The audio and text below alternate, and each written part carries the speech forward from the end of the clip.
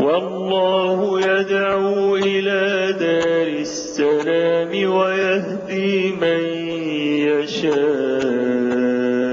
إلى صراط مستقيم.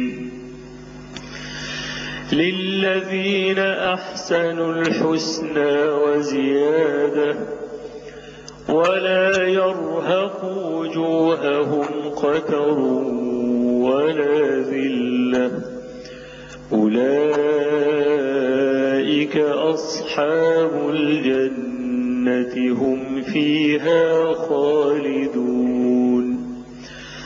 والذين كسبوا السيئات جزاء سيئة بمثلها وترهقهم ذلة ما لهم من الله من عاصم كأنما أغشيت وجوههم قطعا من الليل مظلما أولئك أصحاب النار هم فيها خالدون.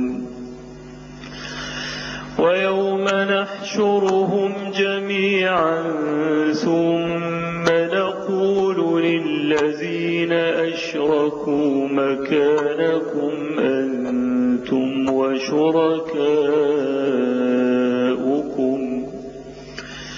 فزيلنا بينهم وقال شركاؤهم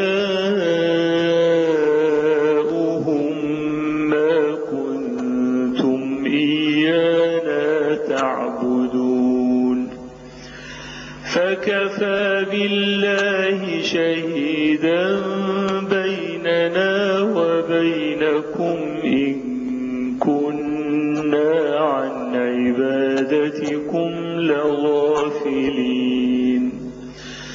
هنالك تبلو كل نفس ما أسلفت وردوا إلى الله مولاهم الحق وضل عنهم ما كانوا يفترون.